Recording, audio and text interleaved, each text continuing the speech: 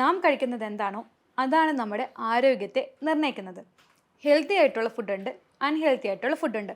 എന്നാൽ ഇതിൽ ചില ഫുഡുകൾ മറ്റ് ചില ഫുഡുകളുമായി ഒത്തുചേർന്ന് കഴിക്കുന്നത് നല്ലതല്ല. ഇതിനെയാണ് വിരുദ്ധാഹാരം എന്ന് പറയുന്നത്. നമ്മളിൽ പലർക്കും എന്നാൽ ഇതിനെക്കുറിച്ച് കൂടുതൽ അറിവൊന്നും ഉണ്ടാവില്ല. ഫുഡ് പോയ്സണോ അല്ലെങ്കിൽ മറ്റു പ്രശ്നങ്ങൾ വരുമ്പോൾ മാത്രമേ നമ്മൾ ഇതിനെക്കുറിച്ച് ശ്രദ്ധിക്കാറുള്ളൂ. ഞാൻ ഈ പറഞ്ഞ പോലുള്ള വിരുദ്ധാഹാരങ്ങൾ ഏതൊക്കെയാണെന്ന് ഞാൻ നിങ്ങൾക്ക് പറഞ്ഞുതരാം. ബീഫും പാലും. പൊറോട്ടയുടെ കൂടെ ബീഫൊക്കെ കഴിക്കാൻ നമുക്ക് ഭയങ്കര ഇഷ്ടമായിരിക്കും അല്ലേ? എന്നാൽ ഒരിക്കലും ബീഫും പാലും കൂടെ ഒരുമിച്ച് കഴിക്കരുത്. ഇത് നമ്മുടെ ആരോഗ്യത്തിന് അത്ര നല്ലതല്ല. അടുത്തത്, ഉച്ചയ്ക്ക് ചോറുണ്ണുമ്പോൾ നല്ല മോരുകറി ഉണ്ടെങ്കിൽ എന്ത് സ്വാദായിരിക്കും.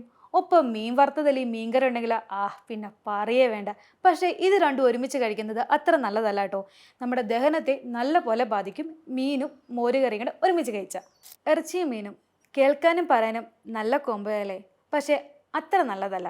പറഞ്ഞു വന്നത് ഇത് രണ്ടും വിരുദ്ധാഹാരങ്ങളാണ്. അതുപോലെ തന്നെ ഹെൽത്തി ആയിട്ടിരിക്കാൻ നമ്മൾ എപ്പോഴും കഴിക്കുന്നതാണ് ഫ്രൂട്ട്സ്.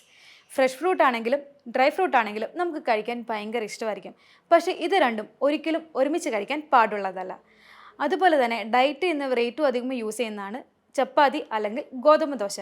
ഇതിനോടൊപ്പം മത്തിക്കറി കഴിക്കുന്നത് അത്ര നല്ലതും അല്ല കേട്ടോ. തേൻ ചൂടാക്കി കഴിക്കുന്നതും ചൂടുള്ള ഭക്ഷണത്തോടൊപ്പം കഴിക്കുന്നതും അത്ര നല്ലതല്ല. അതുപോലെ തന്നെ ചൂടുള്ള ആഹാരത്തോടൊപ്പം മദ്യവും തൈരും ഉപയോഗിക്കാനും പാടില്ല. കടുകെണ്ണയിൽ കൂൺ വേവിച്ച് കഴിക്കുന്നത് അത്ര നല്ലതല്ല കേട്ടോ. അതുപോലെ തന്നെ പലതരത്തിലുള്ള മാംസങ്ങൾ ഒരുമിച്ച് കഴിക്കാതിരിക്കുന്നതായിരിക്കും നല്ലത്. മട്ടനോടൊപ്പം ഒരിക്കലും ഒരുമിച്ച് ചേർത്ത് കഴിക്കാൻ പാടില്ലാത്ത ഭക്ഷണ പദാർത്ഥങ്ങളാണ് എള്ള്, തേന്, ഉഴുന്ന്. അതുപോലെ തന്നെയാണ് ചെമ്മീനും കൂണും. അതൊരിക്കലും ഒരുമിച്ച് കഴിക്കാനേ പാടില്ല. എനിക്കറിയാവുന്ന വിരുദ്ധാഹാരങ്ങളുടെ ലിസ്റ്റ് ഇത്രയേ ഉള്ളൂ കേട്ടോ. പക്ഷെ ഇത്ര മാത്രമല്ല, ഇനിയുമുണ്ട്. എല്ലാവരും ഇതൊക്കെ ഒന്ന് ശ്രദ്ധിച്ച് ആരോഗ്യത്തോടു കൂടി ഇരിക്കുക.